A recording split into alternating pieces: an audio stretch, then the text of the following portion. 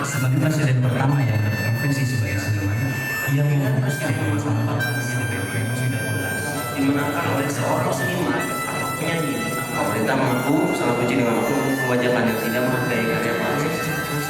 Surabaya Jawa Timur mengangkat seorang penjual VCD bajakan bersama-sama polisi dalam usaha VCD bajakan di wilayah Terus sempat berinisial apa pada upah jabatan bajakan Surabaya bajakan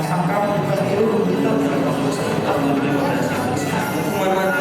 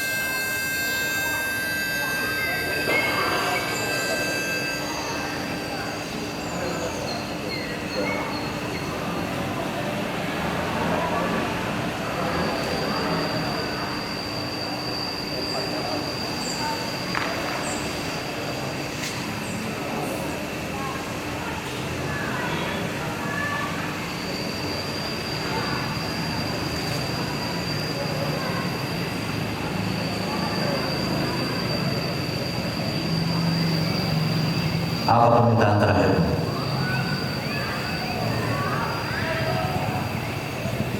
Hei, mana kawan-kawan yang lain? Semuanya berdiri sendiri. Aku tak butuh orang lain hanya untuk membunuh. Lagi pula, aku di sini sendiri bisa dengan bebas membunuh. Sekarang, apa permintaan terakhir?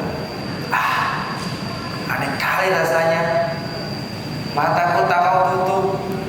Penipu hanya satu orang. Jangan-jangan kau penipu ya? Jangan banyak tanya. Kalaupun aku penipu, kau akan tetap mati kan? Sekarang, apa permintaan terakhir? Jangan kau bakar kaset-kasetku. Berikan kepada anakku, pasti berguna buat mereka. Tidak bisa lah. Itu untuk jawab. Kau ini bagaimana? Memberi permintaan tapi kau tak turuti. Sama seperti pemerintahmu itu. Itu juga pemerintahanmu. Macam mana pula nasibku. Dasar musuh negara. Sudah menjadi pembajak dan sudah mati sekarang. Hei, dengar. Kawan-kawan tetanggaku semua karyawan pabrik. Gaji mereka kecil dibanding pendapatanku tiap bulannya. Bagaimana aku mau berhenti kalau kau di posisiku? Setidaknya pikirkan dulu hal dan haram. Setelah berhenti tidak membuatmu jadi gelandangan kan? Konsumenku banyak. Semua barang daganganku laris manis. Selama mereka masih menikmati barang daganganku, selama itu juga aku menikmati hasilnya. Negara macam apa ini? Menjual kaki saja dihukum mati. Bukan karena kasetnya, tapi Anda taruh karya orang di kasetmu itu. Memang apa yang salah? Kau tidak menghargai seniman. Mau kosong semua itu. Kau lihat di sebelah kiriku. Dia ini artis lokal yang meminta jualkan lagunya kepadaku.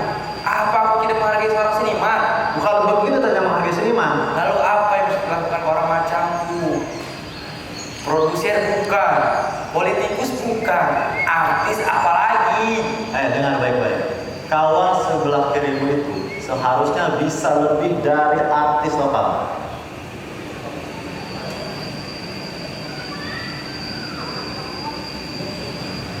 Apa dia? Anak muda, petugas baru saja, anggun bukan main. Apa kau bisa menembak tepat ke keningku? Walaupun aku baru di sini, masalah menembak sudah jadi pelatihanku setiap hari. Ah sudahlah, kau tarik pelatu pistolmu itu, arahkan ke keningku. Keras kepala.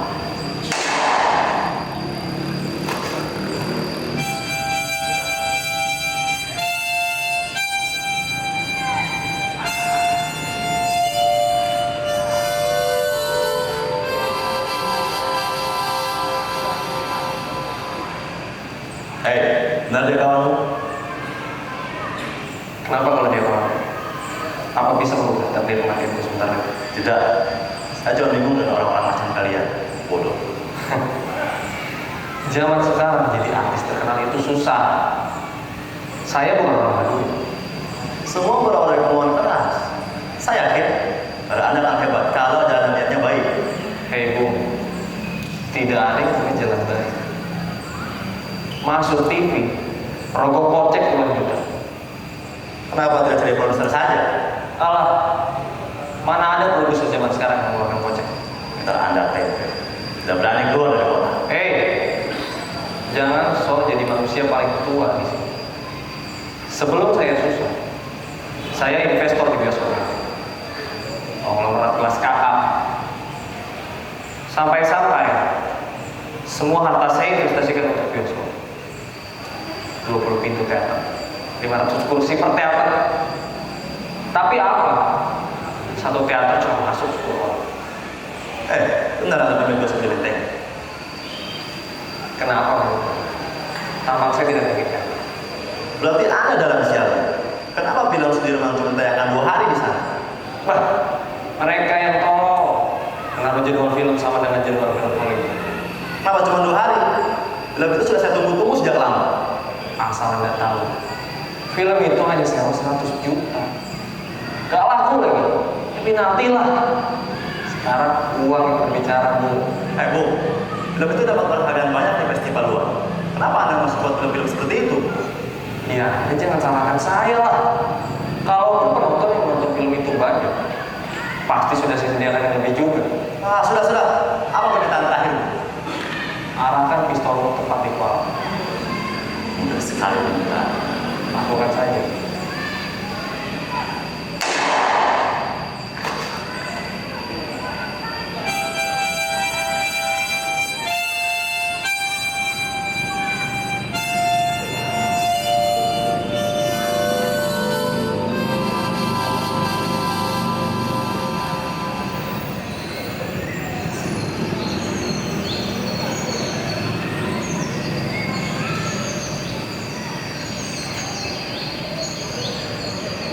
Apa permintaan? Telepon kau apa? Bisa internet? Bisa? Oke. Boleh ke mau web? Sebentar.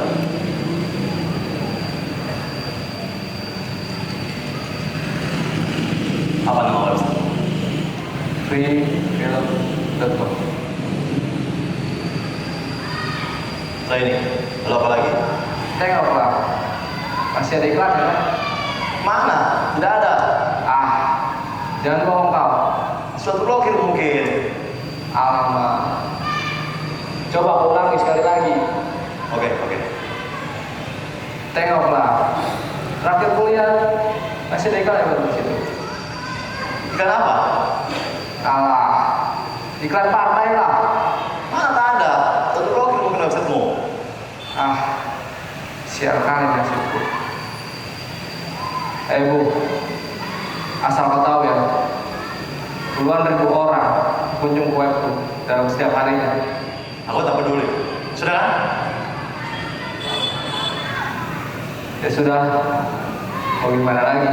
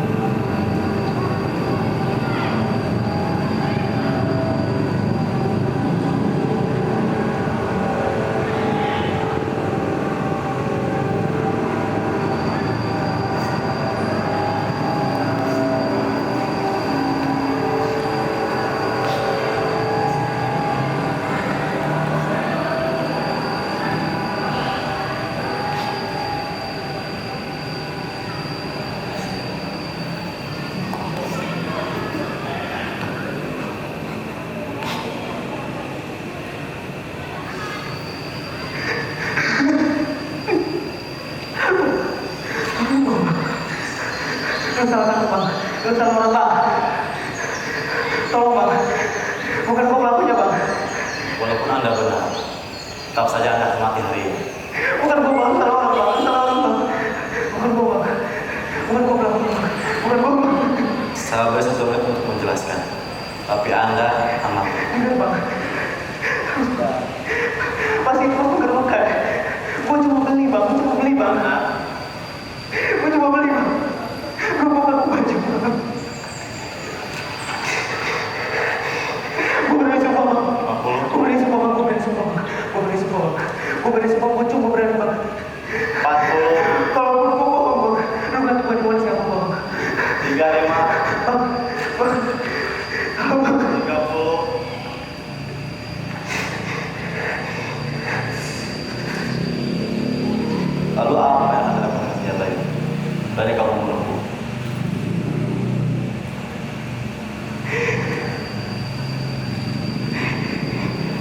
Ini bukan tentang berani atau tidak. Ini tentang apa yang seharusnya menjadi sebuah keadilan.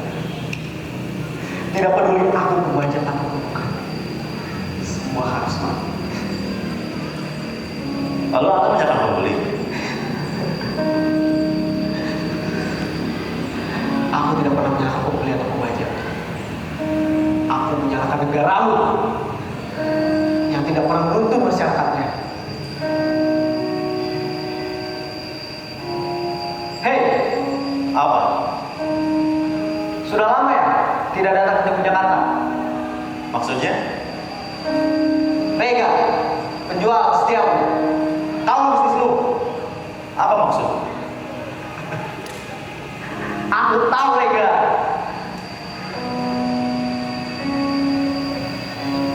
Memang kenapa kalau kamu boleh kasih?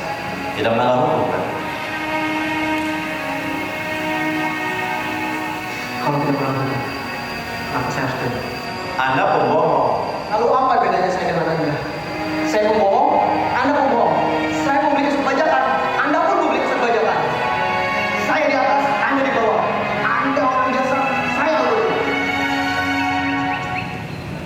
Kenapa Anda tidak berani sih? Saya bodoh. Tidak ada orang pintar di negara ini. Presiden pun demikian.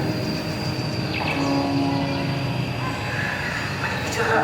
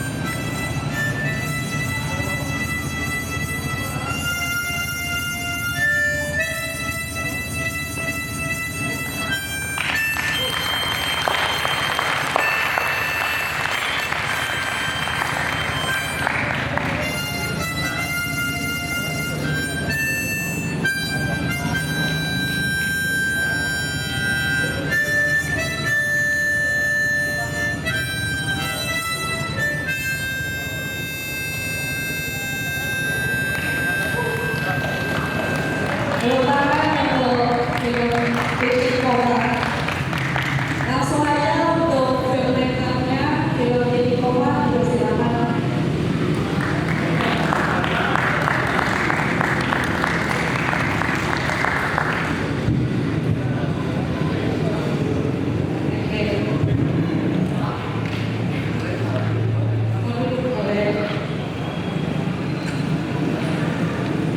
Assalamualaikum warahmatullahi wabarakatuh.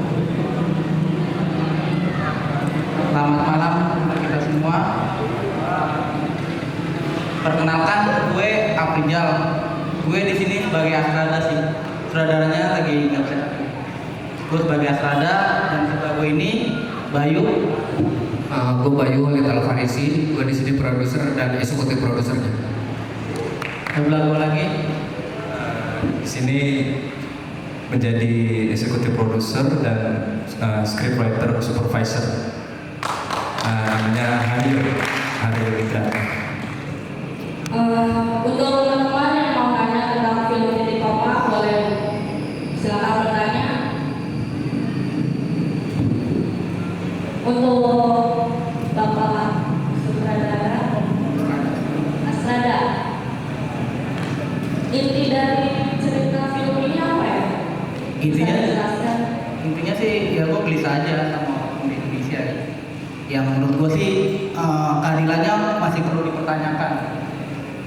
Nah, titik koma itu kan titik dan koma. Titik itu mati, koma itu antara hidup dan mati. Bagi gue nulis itu seperti itu. Masih angan, kalau dibilang warna itu seperti apa? Ya kayak kasus yang sekarang narkoba dihukum mati gitu kan, bla bla bla. Mungkin ini kan gue tulis 2016 ya. Mungkin ini bisa 2016 ya. Mungkin 2016 mungkin ini juga bisa terjadi 2016 nanti. Kalau memang pemimpin kita masih kayak gini aja. Kalau dari gue sih seperti itu. Lalu tujuannya untuk itu kedepannya seperti apa? Ya tujuannya ya biar bisa berkaca aja. Berkaca, oh seperti ini toh. Jadi intinya selalu menyalahkan masyarakat dan masyarakat tanpa masyarakatnya dibingung. Contoh, maaf kata mungkin kita langsung ngomong aja sih kayak acara menurut gue ya, menurut gue pribadi kayak acara di net TV yang 86 ya kan, menurut gue pribadi sih oke, bagus gitu kan, bagus pencitraan seorang polisi, tapi masyarakatnya di acara itu jadi seperti dituduhkan. Jadi kayaknya masyarakat itu selalu salah. Kalau menurut gua, kalau negara kita ini bisa membimbing masyarakat nggak bakal seperti itu. Kalau menurut gua ya, seperti itu dari gua pribadi. Tapi kalau itu kan tanggapan yang lain sih itu bebas. Makanya jadilah film Titik Koma seperti ini. Oke, untuk teman-teman yang ingin bertanya boleh silakan.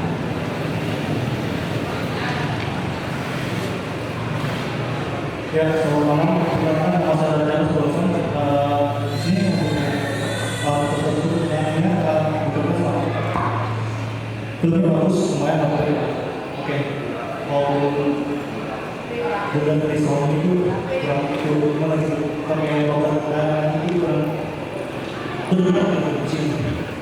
Oke, dan pertanyaan di sini ada dua eksekutif produser.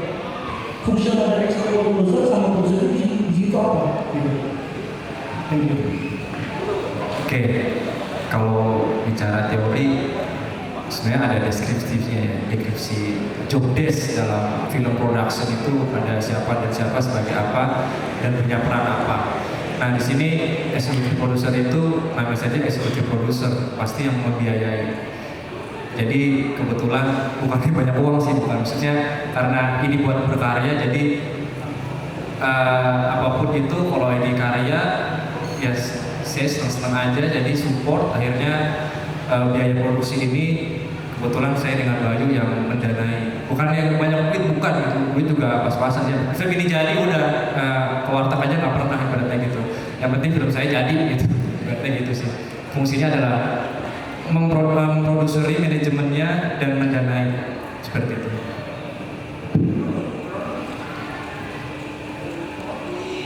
Oke.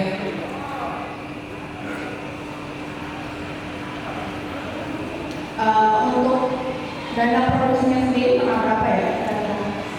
Dana produksi? Keseluruhan. Dananya sendiri itu kita sekitar 1.500.000 semuanya. 1.500.000 Iya. untuk produksi dan masak. Iya, semuanya 1.500.000. Dari alhamdulillah sih kalau lokasi itu free, itu benar-benar free. Cuman kendalanya kita di ini doang. Kalau kita mau naik ke hutan itu kendalanya di situ. Kendalanya kita harus lewatin gunung, lewatin sungai gede, itu di kendalanya di situ doang. Berarti Iya. Kalau untuk produksi dan pascanya, kira-kira itu persiapannya berapa lama sih? Oh, kita persiapannya cuma 2 minggu. 2 minggu. 2 minggu doang. 2 minggu Gas. itu udah produksi. pasca. Pascanya enggak, pascanya kita beda lagi. 2 minggu. 2 minggu. That's good.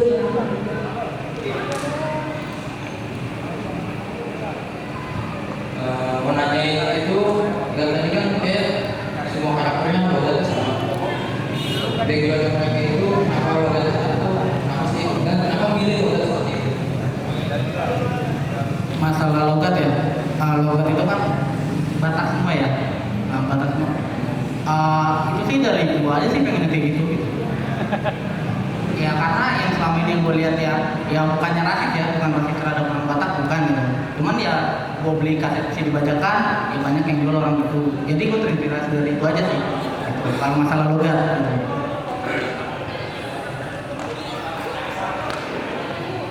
Jadi maaf untuk orang Batak, kita nggak rasis, bukannya rasis buat orang enggak. Cuman ya memang kita pengen belinya yang seperti itu. Gitu. Oke, ada lagi pertanyaan selanjutnya? Boleh banyak nama.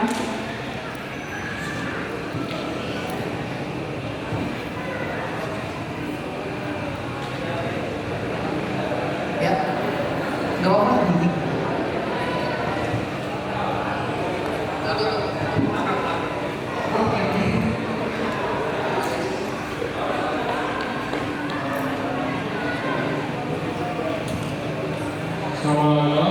Selamat malam.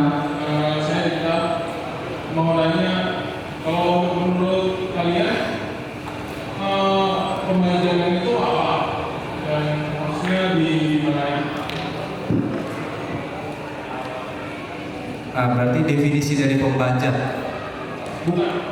Ya, bisa. Maksudnya di pembajak menurut kalian itu seperti apa? Sederhana aja. Mungkin bukan ini aja ya, mungkin laptop masnya, mungkin Windowsnya nggak ori misalnya gitu. Itu udah bajak, kita sudah membajak. Karena membajak itu kita mengambil ide orang dalam tanda petik ide yang sudah berlicense. Ya, kalian bisa sudah, karena di sini juga sebenarnya tujuan film ini juga waktu itu kita ngejar festival di HAKI ya, hak kekayaan intelektual. Kita interview di situ, makanya temanya seperti ini. Jadi sederhana sekali bahwa di HAKI itu dia mempunyai program bahwa kalian yang punya ide, apapun itu idenya, sampai mungkin nama warung teman-teman kalau punya warung itu mungkin bisa diklaim di sana, dikasih license bahwa cap pinjam ini adalah nama punya lo, gitu, berarti gitu. Nah itu yang sudah terlicense itu kalau kita ambil secara cuma-cuma tanpa izin, itu kita sudah membajak. Tapi kalau karya itu belum di license, menurut HAKI, undang-undang HAKI itu everything is okay, semuanya bisa kita ambil. Makanya ada ilustrasi musik yang free download, itu kita bisa, karena dia free license di situ. Tapi kalau kita pakai karya orang yang sudah terlicense, ya itu kita sudah membajak namanya, apapun itu bentuknya. Terus editnya ini pakai software yang ada license. Editnya pakai software yang berlicense. Ini pertanyaan keren. Pertanyaan ini yang saya tunggu-tunggu dari setiap ada ini pertemuan, ternyata hadir di GKT. Tepuk tangan dulu buat yang nanya. Oke, kita jawab jujur aja sebenarnya sih, jawab jujur. Kayak permacaan dari jawab jujur. Saya jawab jujur. Saya jawab jujur bahwa sebenarnya film ini kan merefleksikan si pembajak itu sendiri sebenarnya, dan secara tidak langsung ini juga buat kita juga mungkin, tapi di situ ada benang merah yang saya ambil, ada positifnya bahwa kalau kita tidak membajak mungkin tidak ada karya seni yang mungkin hadir di sini ya, kayak di GKT salah satunya, mungkin semuanya di sini bajakan. Ada setelah sebenarnya ini juga kita pakai software bajakan, makanya di film ini endingnya pun si pembajaknya yang si Albuto yang nodong pun dia juga sebenarnya pembeli kaset bajakan. Nah itulah, jadi merefleksikan kita juga sebenarnya kayak gitu. Jadi jujur aja ini kita juga pakainya software bajakan, Adobe Premiere-nya juga bajakan, Windows-nya juga bajakan, semuanya bajakan. Jadi ya begitulah. Terima kasih atas pertanyaannya.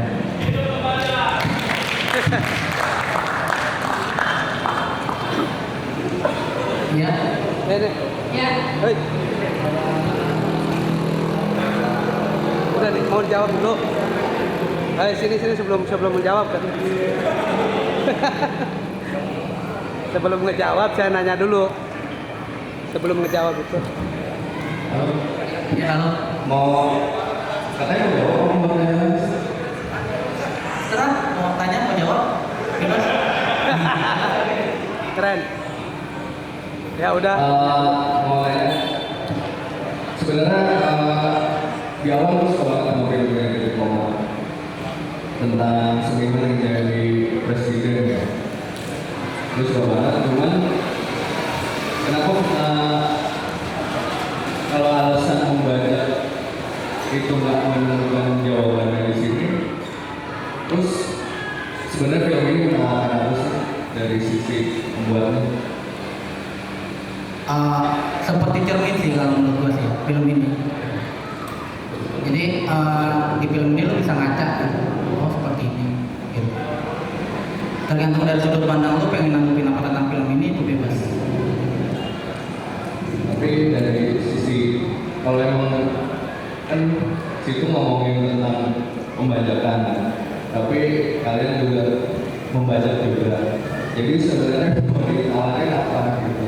Yang tadi gue bilang pemerintah ini. Jadi intinya cuma pengandaian aja. Ya seperti ya seperti pengandaian juga benar gitu. Kan mungkin ada beberapa dialog yang mungkin nggak terdengar atau gimana gitu kan atau gimana. Pokoknya intinya itu yang menyalahkan tuh kenapa pemerintah kita nggak untuk ke masyarakatnya, untuk masyarakatnya. Bukannya yang ya tahu sendiri lah pemerintahan kita ini. Oke, mungkin saya tambahin ya. Sebenarnya kayak kita di sini, saya sendiri pun pribadi juga sebenarnya korban dari pembajakan gitu kan. Mungkin kalau di negara ini dari awal dari